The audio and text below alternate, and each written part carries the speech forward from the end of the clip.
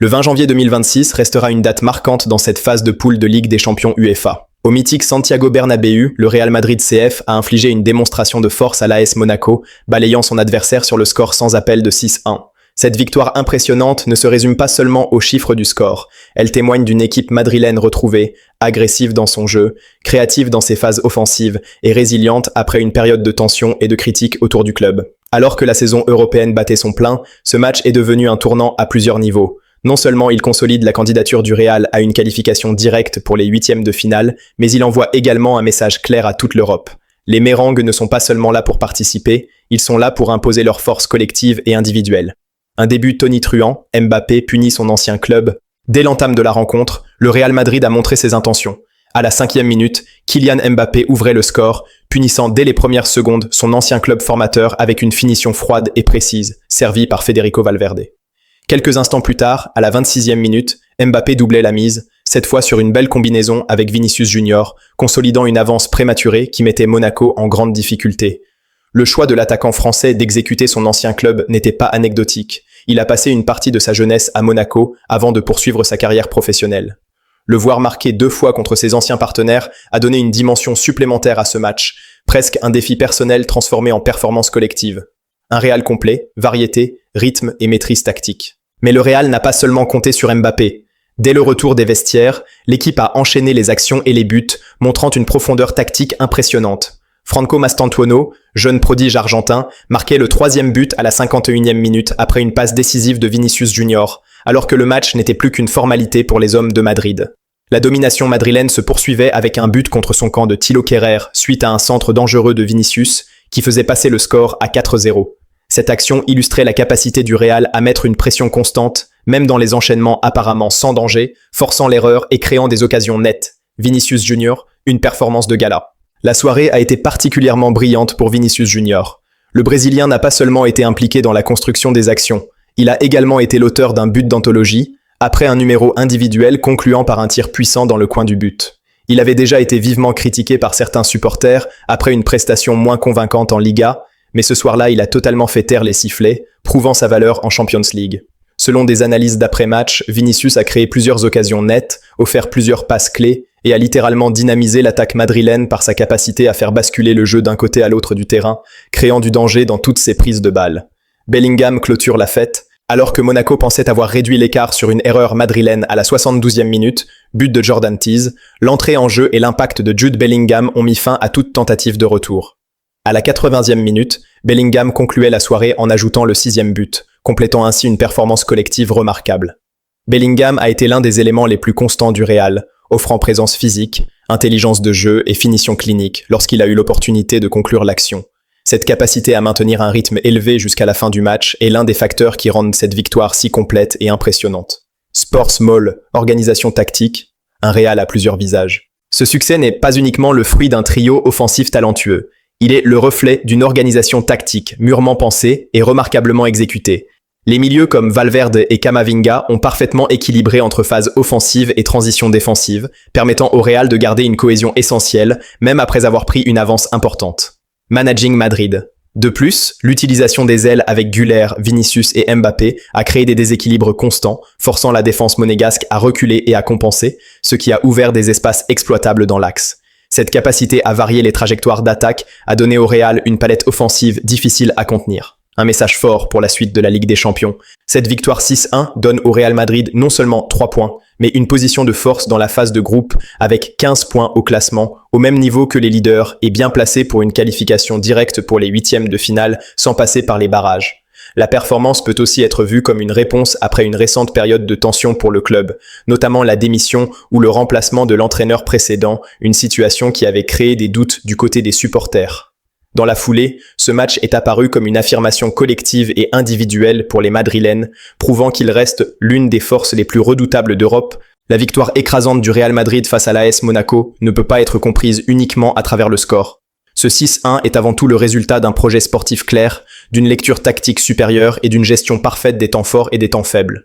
Dans cette deuxième partie, il faut aller plus loin, comprendre pourquoi Monaco a été dépassé, comment le Real a contrôlé chaque phase du match et ce que cette performance annonce pour la suite de la saison européenne. Dès l'analyse des dispositifs de départ, l'écart apparaît évident. Le Real Madrid s'est présenté avec une structure hybride, capable de passer d'un 4-3-3 offensif à un 4-4-2 en phase défensive. Cette flexibilité a totalement désorganisé Monaco. À chaque tentative de pressing monégasque, le Real trouvait une solution, soit par une sortie courte avec Camavinga et Valverde, soit par un jeu direct vers Mbappé ou Vinicius, capable de conserver le ballon dos au jeu et de provoquer. Monaco, de son côté, a tenté un bloc médian, avec l'idée de fermer l'axe et de forcer le Real à jouer sur les côtés. Sur le papier, l'idée était logique. Mais face à des ailiers comme Vinicius Junior et Mbappé, c'était un pari extrêmement risqué. Les latéraux monégasques ont été mis sous pression constante, obligés de défendre en 1 contre 1, sans couverture efficace. Résultat, des dédoublements permanents, des centres dangereux et une défense qui recule mètre après mètre. Un autre point clé de ce match réside dans la gestion du tempo par le Real Madrid.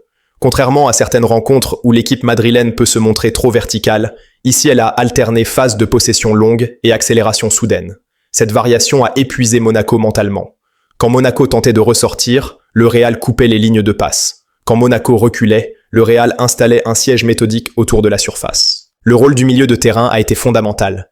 Valverde a été le véritable métronome, capable de casser les lignes balles au pied, mais aussi de revenir couvrir défensivement. Camavinga, quant à lui, a brillé par son intelligence positionnelle.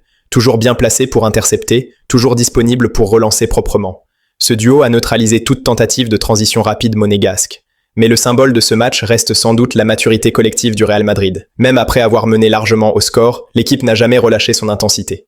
Aucun relâchement, aucune suffisance. Chaque but semblait appeler le suivant. Cette mentalité est la marque des très grandes équipes européennes. C'est aussi ce qui distingue un prétendant sérieux à la Ligue des Champions d'une équipe simplement talentueuse. Sur le plan individuel, plusieurs joueurs ont envoyé des signaux forts. Mbappé a démontré qu'il n'était pas seulement un finisseur, mais un leader offensif capable d'orienter le jeu, d'attirer les défenseurs et de libérer des espaces pour ses partenaires.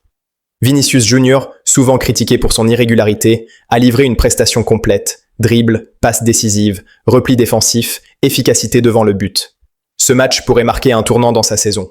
Jude Bellingham, même en entrant plus tard dans le match, a rappelé pourquoi il est considéré comme l'un des milieux les plus complets du football mondial.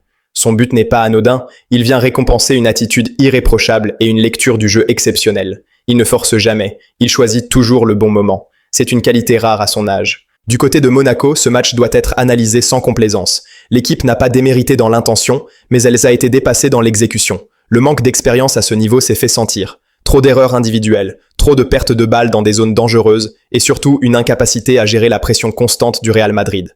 Face à une telle machine européenne, la moindre hésitation se paye cash. Cette défaite pourrait toutefois servir de leçon à Monaco. Elle rappelle l'exigence du très haut niveau européen. Chaque détail compte. Placement, communication, gestion émotionnelle. Monaco devra tirer des enseignements s'il veut redevenir compétitif sur la scène continentale. Pour le Real Madrid, en revanche, ce match est un message envoyé à toute l'Europe. Un message clair. Le club est prêt. Prêt physiquement, prêt tactiquement, prêt mentalement. Cette victoire arrive à un moment stratégique de la saison, juste avant les phases décisives. Elle renforce la confiance du groupe et installe une dynamique positive. Plus encore, ce 6-1 symbolise une transition réussie entre générations.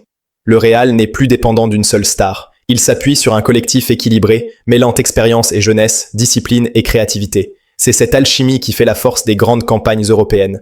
En regardant ce match, une conclusion s'impose. Le Real Madrid n'a pas seulement gagné un match de Ligue des Champions, il a réaffirmé son identité. Une identité faite de domination, de sang-froid et d'ambition sans limite. Et quand le Real Madrid joue à ce niveau, peu d'équipes peuvent réellement le regarder les yeux dans les yeux. Au terme de cette victoire éclatante face à l'AS Monaco, une évidence s'impose avec force. Le Real Madrid ne se contente pas de gagner, il impose une vision du football, une culture de la domination et une maîtrise qui traverse les générations. Ce 6-1 n'est pas un accident, ni un simple jour sans pour l'adversaire. C'est le reflet d'un club qui sait exactement qui il est, où il va et comment il veut gagner. Dans ce match, le Real Madrid a rappelé au monde que la Ligue des Champions n'est pas qu'une compétition de talent, mais une affaire de mentalité, de gestion des détails et de constance au plus haut niveau. Monaco est tombé face à plus fort que lui, non pas uniquement techniquement, mais structurellement. Le Real a gagné dans la tête avant même de gagner sur le terrain. Chaque duel, chaque transition, chaque choix tactique a été assumé avec une lucidité impressionnante. Cette rencontre montre aussi que le Real Madrid est en train de réussir l'une des transitions les plus délicates du football moderne. Passer d'une ère légendaire à une nouvelle génération sans perdre son ADN. Mbappé, Vinicius, Bellingham, Valverde, Camavinga.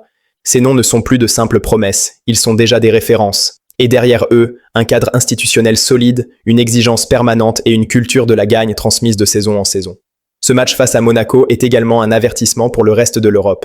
Quand le Real Madrid joue avec autant de sérieux, de discipline et de liberté offensive, il devient extrêmement difficile à arrêter. Il ne dépend pas d'un plan unique. Il peut gagner en possession, en transition, sur coups de pied arrêtés ou par des exploits individuels. Cette polyvalence est la marque des grandes équipes capables d'aller au bout. Pour Monaco, cette lourde défaite doit être vue comme une étape douloureuse mais nécessaire. Elle met en lumière le chemin qu'il reste à parcourir pour rivaliser avec l'élite européenne. Le talent est là, le projet existe, mais le très haut niveau exige davantage. Plus de rigueur, plus de maîtrise émotionnelle, plus de maturité dans les moments clés. Ce type de match forge les équipes, à condition d'en tirer les bonnes leçons. Mais au-delà du score et de l'analyse tactique, cette rencontre raconte surtout une histoire plus large, celle d'un club qui refuse de renoncer à sa grandeur. Le Real Madrid ne joue jamais pour participer, il joue pour marquer son époque. Chaque match européen est une déclaration d'intention. Et face à Monaco, cette intention était claire, rappeler que le trône européen reste sous haute surveillance. Ce succès renforce la crédibilité du Real Madrid comme favori naturel pour aller loin dans la compétition. Il installe une dynamique, mais surtout une confiance collective. Et dans une Ligue des Champions où la pression est immense, cette confiance peut faire toute la différence. En fin de compte, ce 6-1 n'est pas seulement une victoire, c'est un symbole. Le symbole d'un Real Madrid toujours affamé, toujours ambitieux, toujours prêt à écrire une nouvelle page de son histoire. Et tant que cette mentalité restera intacte, tant que ce club continuera à respecter le jeu et son exigence, il restera une référence absolue du football mondial. Le message est passé, l'Europe a été prévenue, le Real Madrid est là, et il n'a aucune intention de s'arrêter. Pour le Real Madrid, en revanche, ce match est un message envoyé à toute l'Europe. Un message clair, le club est prêt. Prêt physiquement, prêt tactiquement, prêt mentalement. Cette victoire arrive à un moment stratégique de la saison, juste avant les phases décisives. Elle renforce la confiance du groupe et installe une dynamique positive. Plus encore, ce 6-1 symbolise une transition réussie entre générations. Le Real n'est plus dépendant d'une seule star. Il s'appuie sur un collectif équilibré, mêlant expérience et jeunesse, discipline et créativité. C'est cette alchimie qui fait la force des grandes campagnes européennes. En regardant ce match, une conclusion s'impose. Le Real Madrid n'a pas seulement gagné un match de Ligue des Champions, il a réaffirmé son identité. Une identité faite de domination, de sang-froid et d'ambition sans limite. Et quand le Real Madrid joue à ce niveau, peu d'équipes peuvent réellement le regarder les yeux dans les yeux.